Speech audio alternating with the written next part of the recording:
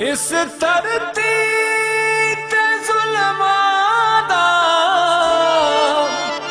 जद अंधकार सी छाया डुबदा जग बचावन रब बन के नानी To start off, I'd just ask Harpreet to introduce himself. My name is Harpreet Singh Vahan. I was born in Delhi, Lajpat Nagar. I was educated, I was raised in Delhi. I did my engineering in Amritsar, Guru Nanak Dev University. After doing my engineering, I joined HCL Limited in 1989. For a few years, for 3 years I worked there.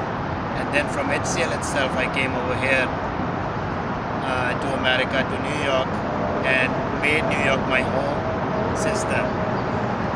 Since 1991-92, I've been living here. I've joined a couple of companies after that. I was in telecom field, PT1 telecommunication, then Star Tech Telecom. And after that, Columbia University is something which I have made my home now for the last 5 years. Okay. I made my family in 1995. I went back to India to get married to one of the most wonderful women of India, Jasdeep Kaur, who has given me so much great moments, so much great spiritual moments, who is not my physical partner only, but a spiritual partner also. And together we have lived a Sikh way of life very beautifully. We both are baptized. We are blessed with 2 beautiful daughters. One is in 9th grade and the other one, the younger one, is in 3rd grade. How did the attack on the World Trade affect you personally? There were few things had happened actually. There were a couple of things which, since Osama bin Laden and his group also wear turban. So they wore turbans, that was one part of it. And right after that, because they saw turbans flashing on the screen, there was a Sikh, I don't recall his name, Sher Singh or something. He was traveling on Amtrak and he was pulled aside. And they said that they caught a terrorist. That particular date, on 9/11, that photo was flashed aside along with the World Trade Center flashing back and forth, and everybody thought it got ingrained. Press did the bad job, the media did the bad job that day. If media was aware, they could have ensured at that very moment, because everybody was hyped. I wouldn't blame it on media, but there was so much hype created on 9/11 that we lost. Of course, we lost a lot on 9/11, but we lost after 9/11. We have induced a great part of ignorance in this society, in whole of the world society. That ignorance, it's very hard to dispel. We have been doing a lot of efforts, Sikhism, on the part of Sikhism, that to tell others, to tell everybody who Sikhs are and how we are not linked in any way to Al-Qaeda or Osama or anybody, or for that matter any terrorist organization also. What is the Sikh religion about? What are some of its main beliefs? And it's a little bit about its history. 1469 AD, when Dhan Guru Nanak Sahib came into this earth. It was a Hindu family, so people do mistake that Guru Nanak was a Hindu also, but then he renounced. He didn't wear the sacred thread of Hindus and declared that na hum Hindu na Musliman. Neither are we Hindus nor we are Muslims. So he basically defined the theology of this religion, Sikhism, at that very moment itself. And since then, he took 10 forms. Dhan Guru Nanak to Dhan Guru Angad Sahib, 2nd to 3rd to Guru Amar Das, Guru Ram Das, Guru Arjan Dev Ji, Guru Har Gobind Sahib, Guru Har Rai Sahib, Guru Har Krishan Sahib, 9th one Guru Tegh Bahadur Sahib, and 10th Dhan Guru Gobind Singh Sahib. All these years from 1469 to 1699, all these 10 gurus, throughout living their own life, started giving directions how to lead a life, how to live a life, how to live a Sikh way of life. Sikhism, not merely a religion, they started propagating as a means, as a way of life also. And then they did all the doctrines together into a body of a Sikh called Khalsa. In 1699 they did the formal baptism, which was done through some other means before 1699 and after 1469.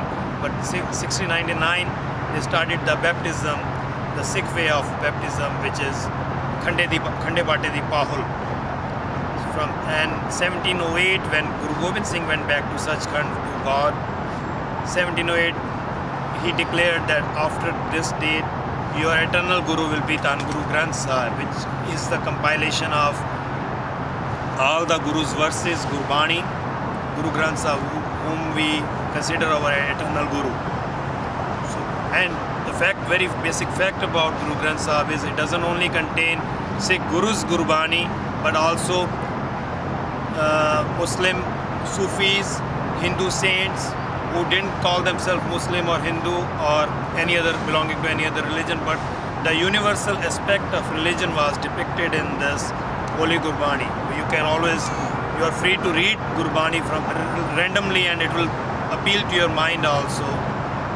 Sikhimax.com, if you go there, there's a random search also, just click on the random Hukamnama button and you'll see for yourself also. Let me just throw another question at you. In Judeo-Christian beliefs, there's very much a preoccupation with heaven and hell, punishment, sin, guilt. The whole idea of Jesus comes to give up his own life to redeem humanity. To what extent are these types of ideas present in Sikh religion? Afterlife, punishment, heaven, hell, so on. There is a quote in Gurbani, Dadda dos na deu kisse, dos karma apneya, jo main kiya so main paya, dos na dije avarjana. Meaning that whatever are our deeds, our thinking, our actions, whatever we have thought in the past has brought us this day. And whatever we are doing today is going to bring us our future. There is heaven or hell on this earth itself. We, with our actions, with our deeds, with our gestures, with our thoughts, we can create our own heaven or hell in this life itself. In this life itself, having all the wealth, all the great things, but a person can live in the hell itself. Or a person having basta tutti chompdi cheer sab china, without having anything, he can be, if he has the contentment, he has that basic life's essence, the language of God, love within him, then I guess he is the Raja Sagli Srishtka, he is the king of all universe. Guru Har Gobind Sahib, who was very strong, and he gave a doctrine from this day onwards, bring me arms, bring me big horses.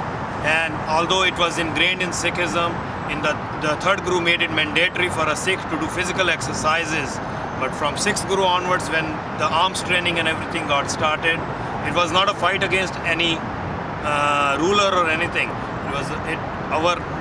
The very basic fight is for to protection of the humanity. Every Sikh, for that matters, carries a kirpan,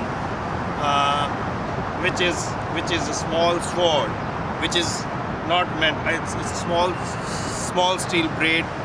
It's the insignia of kirpa plus an. Kirpa means you have to make sure if you see anybody being oppressed, you have to. This is your duty. This is your God-bound duty to make sure you help her. Anybody being raped, anybody being any kind of crime you are seeing, you cannot run away from the crime. This you have to make sure, even if the crime is not being committed on you, even if the crime is being committed on anybody, you have to defend that person also. That is kirpa. And an is defending your own also, your own defense also. You have to make sure that you have to use it. I don't see people passing out Sikh literature in the subway. I don't see advertisements on television, come to a Sikh temple. So who joins? And if they're not from India like yourself, how do they come around your faith?